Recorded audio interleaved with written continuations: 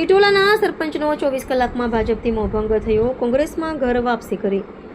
આમોદ તાલુકાના ઇટોલા ગામના સરપંચ ફરીદ મોહમ્મદ જાદવે ગતરોજ તાલુકા ભાજપ કાર્યાલય ખાતે કાર્યકર્તાઓ સાથે હાજર રહી ધારાસભ્ય ડીકે સ્વામીના હસ્તે કેસરીઓ ધારણ કર્યો હતો, પરંતુ 24 કલાકમાં જ ભાજપથી મોભંગ થયો હતો અને આજરોજ બપોરના સમયે તાલુકા કોંગ્રેસ કાર્યાલય ખાતે તાલુકા પ્રમુખ નરેન્દ્ર પટેલ ઉર્ફે કાજીની હાજરીમાં કાર્યકર્તાઓ સાથે મળી કોંગ્રેસનો ખેસ પહેર્યો હતો।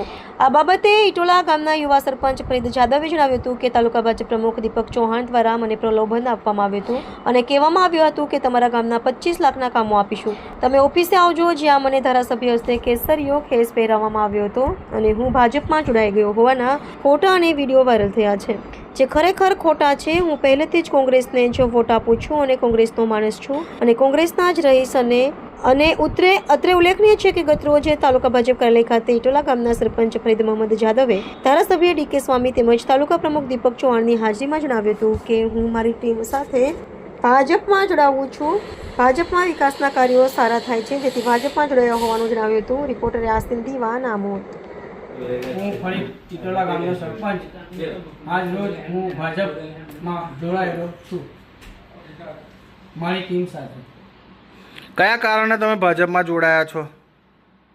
કામ વિકાસ સારું થાય છે। ભારત માતા કી જય, વંદે માતરમ।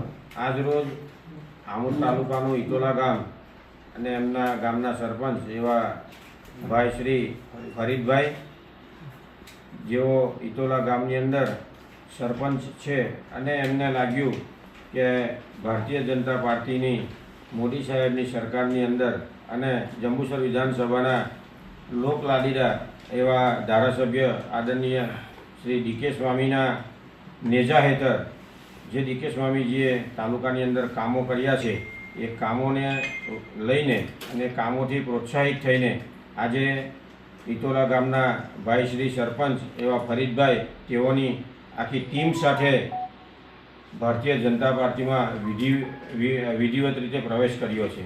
એ બદલ હું આમોદ તાલુકાના માજી પ્રમુખ વતી ગામના સરપંચશ્રી અને તેમની ટીમનો ભારતીય જનતા પાર્ટીમાં સ્વાગત કરું છું।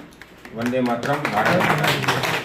ઇટોલા ગામનો સરપંચ કાલે અમારા ત્યાં ગામમાં દીપકભાઈ આવેલા હતા, કામ માટે રજૂઆત કરેલી હતી એમને કે તમને 25-30 લાખનું કામ અપાવીશ એવી રીતના, ને પછી એવું કીધું કે કાલે મિટિંગ છે તો તમે મિટિંગમાં આવજો આમ।